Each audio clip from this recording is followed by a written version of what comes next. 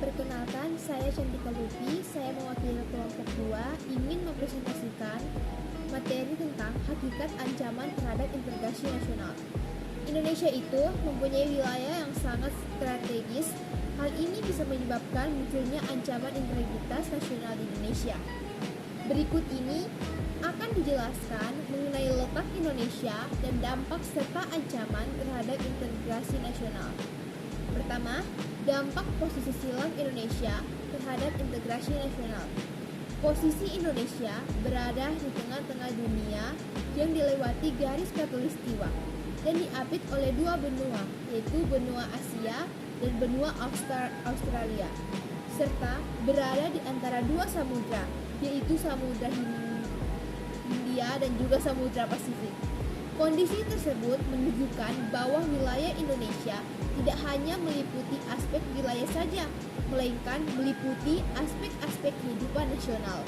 Dampak posisi dari posisi silang Indonesia yang pertama itu adalah berperan dalam kemajuan bangsa Indonesia serta memperkukuh keberadaan Indonesia sebagai negara yang tidak dapat disepelekan perannya dalam menunjang serta terciptanya perdamaian dunia. Dalam membangun integritas nasional, bangsa Indonesia pasti akan menghadapi ancaman, hambatan, gangguan, dan tantangan. Arti ancaman di sini adalah suatu usaha yang dilakukan oleh sekelompok golongan untuk mengubah total kebijakan yang dilakukan secara konsepsional dan berdasarkan strategi dan konsep yang sudah disiapkan sedemikian rupa kriminal dan juga politik. Selanjutnya adalah tantangan. Tantangan yang dimaksud merupakan suatu usaha yang dilakukan dengan tujuan menggugah kemampuan yang menantang. Berikutnya adalah hambatan. Hambatan di sini merupakan suatu usaha yang bersumber dari diri sendiri yang membuat diri kita lemah dan otomatis menghalangi secara tidak konsepsional. Terakhir itu adalah gangguan. Arti gangguan di sini merupakan usaha dari luar yang bertujuan melemahkan atau menghalangi terwujudnya integrasi sempurna. Perkenalkan, nama saya Anggreni Puspitasari, saya dari kelas 11 MIPA 5. Saya akan menjelaskan bagian PKN saya yang kedua, yaitu ancaman integrasi nasional di berbagai bidang. Ancaman sudah pasti akan dihadapi dalam mewujudkan integrasi nasional. Ancaman dalam integrasi nasional dapat dibedakan menjadi dua, yaitu ancaman militer dan ancaman non-militer. Pada ancaman militer adalah ancaman yang menggunakan kekuatan bersenjata dan terorganisasi yang dinilai mempunyai kemampuan membahayakan keutuhan negara. Pada ancaman militer ini terbagi menjadi 6, yaitu yang pertama agresi atau invasi, yang kedua tindakan pelanggaran wilayah garapan, yang ketiga pemberontak bersenjata,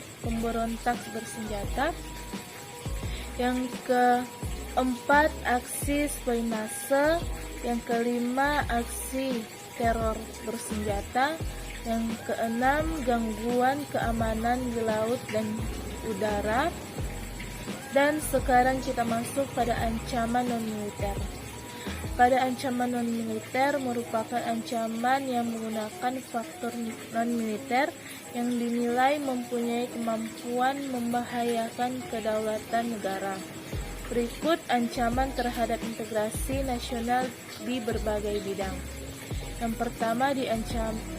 pertama yaitu ancaman di bidang ideologi. Bidang ideologi mempertaruhkan keutuhan dan kesatuan bangsa sebagai negara yang berdaulat, karena ancaman ini mengguncang ideologi yang telah paten di suatu negara. Yang kedua, ancaman di bidang politik. Pada ancaman di bidang politik ini memiliki dua ancaman, yaitu ancaman politik dari luar negeri maupun dalam negeri. Ancaman di bidang politik luar negeri dilakukan oleh suatu negara yang melakukan tekanan politik terhadap Indonesia.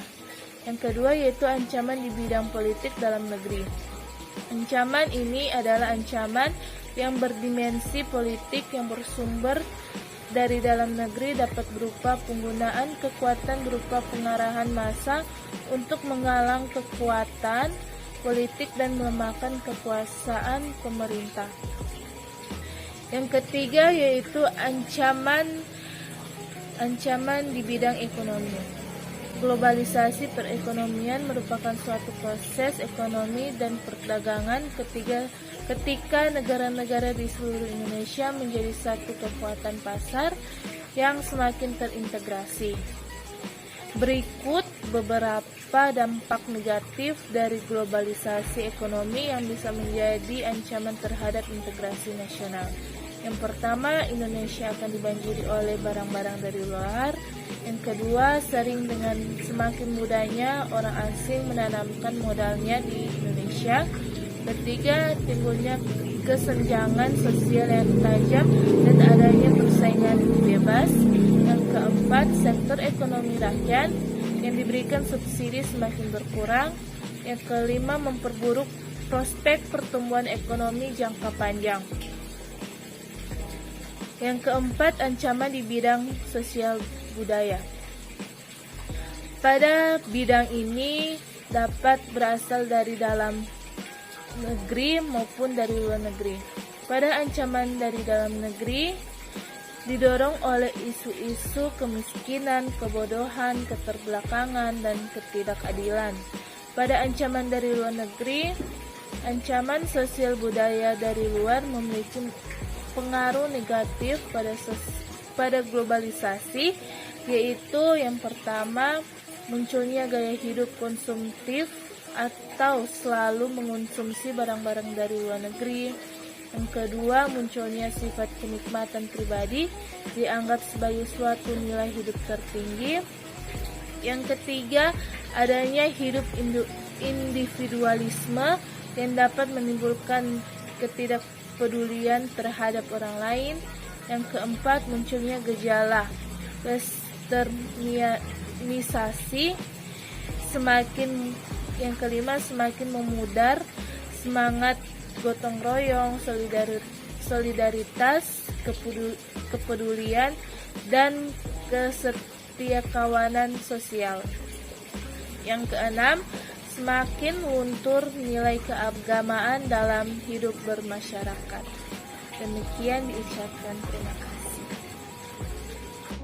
Strategi mengatasi ancaman di bidang militer. Berdasarkan ayat 1-5 diketahui bahwa strategi pertahanan dan keamanan negara untuk mengatasi berbagai macam ancaman militer dilaksanakan dengan menggunakan berbagai sistem pertahanan dan keamanan rakyat semesta, di mana komponen sistem pertahanan dan keamanan rakyat Indonesia terdiri atas TNI, Polri, rakyat, di mana TNI sebagai kekuatan utama sistem pertahanan negara, Polri sebagai kekuatan utama dalam hal sistem keamanan, rakyat sebagai kekuatan penyokong atau pembantu. Adapun ke sistem pertahanan dan keamanan negara yang bersifat semesta, bercirikan kerakyatan, kewilayahan, dan kesemestaan. Adapun keterpaduan antara unsur militer dan keterpaduan antara kekuatan militer dan non-militer. Keterpaduan antara unsur militer dan antara kekuatan militer dengan non-militer tersebut diperlukan dalam pergerakan dan penggunaan kekuatan pertahanan baik dalam rangka menghadapi ancaman tradisional maupun ancaman non-tradisional. Ancaman tradisional merupakan ancaman militer dari negara lain. Ancaman non-tradisional merupakan ancaman yang dilakukan oleh aktor non-negara terhadap kekuatan wilayah, kedaulatan negara, dan keselamatan. 2. Strategi mengatasi ancaman di bidang non-militer. Hal ini merupakan usaha menjaga kedaulatan NKRI dari ancaman aspek ideologi, ekonomi, politik, sosial budaya, teknologi, informasi, dan hukum. Berikut merupakan cara dan strategi dalam menghadapi ancaman-ancaman tersebut. 1. Strategi mengatasi ancaman ideologi dan politik. Untuk menghadapi ancaman ideologi, diharuskan untuk mengembangkan 4 hal, yaitu demokratisasi, kebebasan, hak asasi manusia, dan keterbukaan. 4 hal tersebut merupakan standar bagi negara-negara yang tergolong berkembang oleh negara-negara adidaya, sehingga jika tidak memenuhinya akan dianggap musuh bersama. Upaya-upaya dalam menghadapi ancaman ideologi antara lain menerapkan paham Pancasila dan menumbuhkan rasa nasionalisme.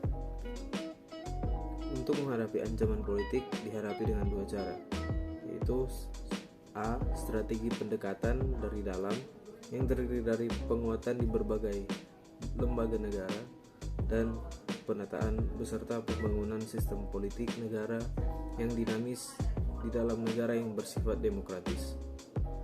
B. Strategi pendekatan dari luar, mengusahakan upaya atau strategi diplomasi antar negara dengan tujuan kerjasama yang menguntungkan serta mencegah konflik yang akan terjadi antara kedua negara tersebut. Agar dipandang sebagai negara yang kuat dan mandiri, Indonesia harus mewujudkan dan mengembangkan 1. Demokrasi politik, 2. Memperkuat kepercayaan rakyat terhadap pemerintah, 3. Mengadakan reformasi lembaga-lembaga negara, 2. Strategi mengatasi ancaman ekonomi. Dengan adanya pengaruh globalisasi, maka sebagian besar perekonomian dunia dipegang oleh negara-negara maju, sedangkan untuk negara berkembang hanya diberi ruang dan kesempatan untuk memperkuat perekonomiannya. Maka upaya yang harus dilakukan diantara lain 1.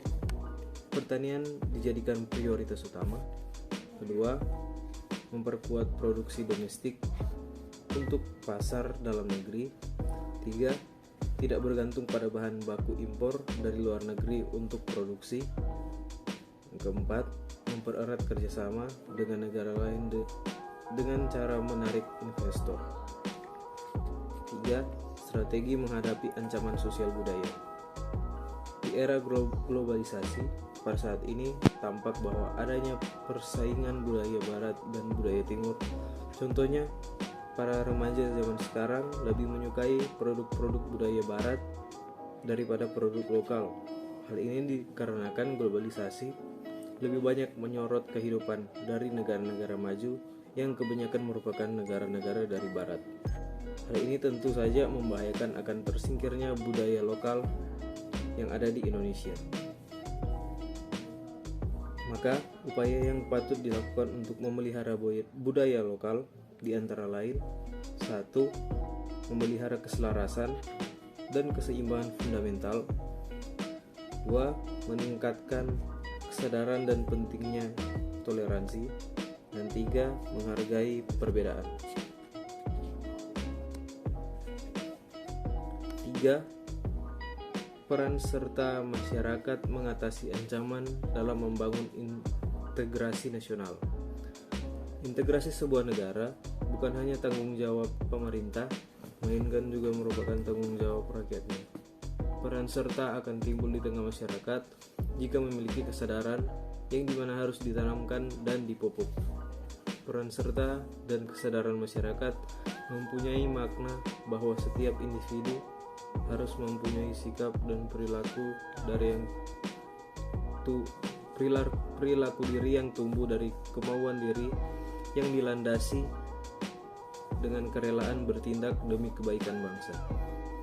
Contoh peran serta masyarakat untuk mengatasi ancaman integritas bangsa adalah 1. Melakukan gotong royong, 2. Merawat dan memelihara lingkungan dengan baik, 3.